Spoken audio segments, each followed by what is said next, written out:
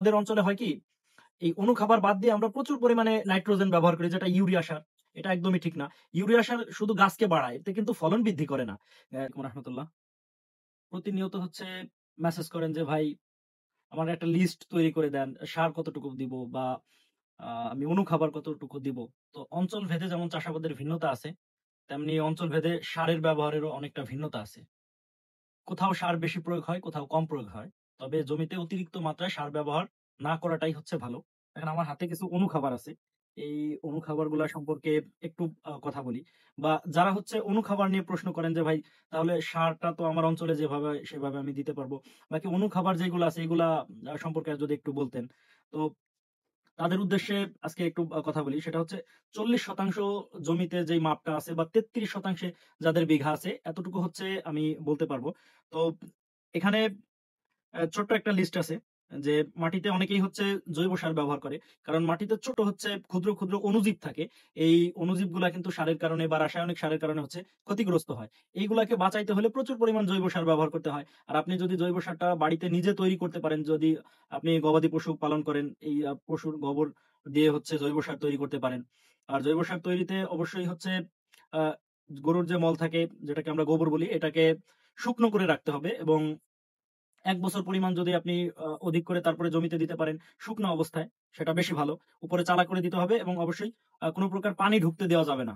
এটা হচ্ছে একটা ব্যাপার। যে আপনি যখন জৈব সার উৎপাদন করবেন অবশ্যই ওইটাকে সুন্দর প্রসেস এর মাধ্যমে রাখতে হবে যে একটু উঁচু করে হচ্ছে বেড়া দিয়ে দিলেন, মাটি দিয়ে বা কেউ হচ্ছে ইট বালি দিয়েও হচ্ছে দিতে পারেন, সেটা আপনার ব্যাপার। তবে উপরে চালা করে দিতে হবে যাতে কোনো প্রকার বৃষ্টির পানি না ঢোকে। আপনি চাইলে ৪০% ৫০ কেজিও দিতে পারেন, ২০০ কেজিও দিতে পারেন, জৈব সারে কোনো ক্ষতি নাই।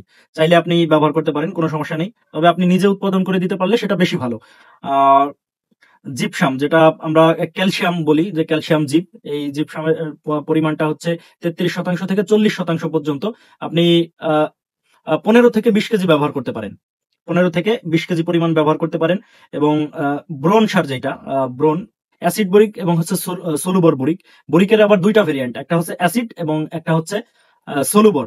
আপনি চাইলে মাটিতে সলুবরও ব্যবহার করতে পারেন, আবার অ্যাসিডও ব্যবহার করতে পারেন। তবে অ্যাসিড বরিকটা মাটিতে খুব ভালো মজে। সলুবরটা স্প্রের জন্য খুবই ভালো।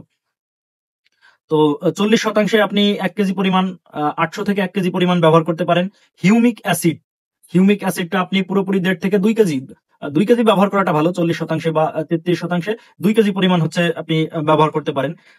জিংক যেটা দস্তা আমি দেখালাম, এটা হচ্ছে জিংক দস্তা। এই দস্তা সারটা আপনি ২ কেজি পরিমাণ ব্যবহার করতে পারেন। এতে করে কোনো সমস্যা নেই। 80 সালফার যেটা, থিওবিট, এটা অনেকেই হচ্ছে এখন মাটির নিচে দিয়ে দেয়, আবার অনেকে হচ্ছে কোবের পানিতে ব্যবহার করে। মানে আমরা অনেকে হচ্ছে ২ সেচ দেয়, আবার কেউ হচ্ছে লাগানোর পর ১ সেচ, এরপর হচ্ছে ডাইরেক্ট কোবের পানি দিয়ে দেয়। তো ওই কোবের পানিতে হচ্ছে এই 80 সালফারটা অনেকেই ব্যবহার করে। 80 সালফারটা হচ্ছে ১.৫ থেকে ২ কেজি পরিমাণ এবং ম্যাগনেসিয়াম সালফার যেটা আছে, ম্যাগনেসিয়াম আমাদের অঞ্চলে হচ্ছে সালফার বলে। তো এটা মূলত অনেক জায়গায় ম্যাগনেসিয়াম বলে। তো আমি এই ম্যাগনেসিয়াম বলছি। তো এই ম্যাগনেসিয়ামটা আপনি ৩ কেজি নাগাদ ব্যবহার করতে পারেন। এতে করে কোনো সমস্যা নেই। তবে যে যেটাই ব্যবহার করেন, ভালো কোম্পানির যেগুলো আছে এগুলা ব্যবহার করবেন। কোন কোম্পানি সম্পর্কে আমাকে অনেকেই জিজ্ঞাসা যে ভাই কোন কোম্পানিটা ব্যবহার করব? আমি ভাই কোম্পানি সম্পর্কে বলতে পারব না। আপনি এখানে আকল খাটাইতে হবে। যে আপনি কোন কোম্পানিটা আ ব্যবহার করবেন। আপনি এটা যেটা ভালো কোম্পানির, এটা হচ্ছে আপনি ব্যবহার করবেন। যদি কারো জমিতে নিমাটোড এই মাটির নিচে আপনি রাগবি ব্যবহার করতে পারেন বা কেডুসাফস এই গ্রুপের যেকোনো কিছু বা কার্বোফুরান জাতীয় যদি কিছু থাকে, সাথে ইমিডাক্লোরাপিড ব্যবহার করে হচ্ছে নিমাটোড নাশক হিসাবে ব্যবহার করতে পারেন। কোনো সমস্যা নেই। তবে এই যে কিছু অনুখাবারের কথা বললাম, এই অনুখাবারগুলা যদি আপনি সঠিকভাবে ব্যবহার করতে পারেন, আপনার গাছ অনেক সুস্থ থাকবে, গাছ হেলদি থাকবে, স্বাভাবিক থাকবে এবং গাছের যে সবুজ রং থাকে, যে সবুজ বর্ণ ধারণ করার কথা, এটা কিন্তু ইনশাল্লাহ আপনি পাবেন। কারণ যখনই আমাদের অঞ্চলে হয় কি এই অনুখাবার বাদ দিয়ে আমরা প্রচুর পরিমাণে নাইট্রোজেন ব্যবহার করি যেটা ইউরিয়া সার। এটা একদমই ঠিক না। ইউরিয়া সার শুধু গাছকে বাড়ায়, এতে কিন্তু ফলন বৃদ্ধি করে না। যখন আপনি অতিরিক্ত পরিমাণ ইউরিয়া সার ব্যবহার করবেন, গাছের পাতার উপরে একটা সুন্দর ক্লোরোফিল আসবে, ক্লোরোফিল তৈরি হবে। তখন আপনি দেখে মনে করবেন যে না আমার গাছ তো অনেক ভালো আছে। কিন্তু ইউরিয়া সার ব্যবহারে ফলন বৃদ্ধি হয় না, বরঞ্চ গাছের বৃদ্ধি হয়। এখানে আপনাকে বুঝতে হবে যে নাইট্রোজেনে হচ্ছে গাছের বৃদ্ধি হয়, গাছের রং সবুজ হইতেছে, গাছের বৃদ্ধি ভালো হইতেছে, এতে করে কিন্তু ফলন বৃদ্ধি হবে না। ফলন বৃদ্ধিতে হচ্ছে আপনাকে সঠিক পরিমাণে অনুখাবার এবং সারের প্রয়োগটা সঠিকভাবে করতে হবে। তবে আপনার অঞ্চলে যেইভাবে করে সারের প্রয়োগটা হয়, আপনি উপজেলা কৃষি অফিসে যে যোগাযোগ করতে পারেন যে স্যার আমি হচ্ছে এই চাষাবাদটা করব, আমি কি পরিমাণ সার ব্যবহার করব এবং বিগত দিনে আপনি কিভাবে করে চাষাবাদ করে আসছেন এটা হচ্ছে আপনাকে লক্ষ্য করতে হবে, বা এই অনুযায়ী হচ্ছে আপনাকে সার ব্যবহার করতে হবে।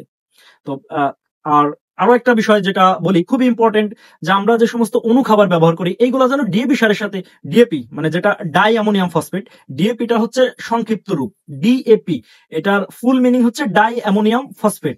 তো এই ডাই অ্যামোনিয়াম ফসফেটের সাথে কিন্তু জিঙ্ক ব্যবহার করা যায় না, এটা আমরা অনেকেই জানি না।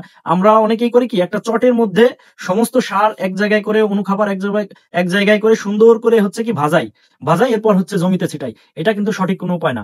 অনেক জায়গাতে হয় কি, আগে পানি দেই আমরা জমিকে, আগে পানি দিয়ে ভিজিয়ে এরপর হচ্ছে জমি যখন শুকায় টেনে যায় তখন আমরা আহ, সার প্রয়োগ করে তারপর হচ্ছে ফসল দেই। তো যখন জমি ভিজাই এই টাইমে কিন্তু আপনি ডিএপি সারটা আগে ব্যবহার করে দিতে পারেন, এটা আপনার জন্য একটা প্লাস পয়েন্ট।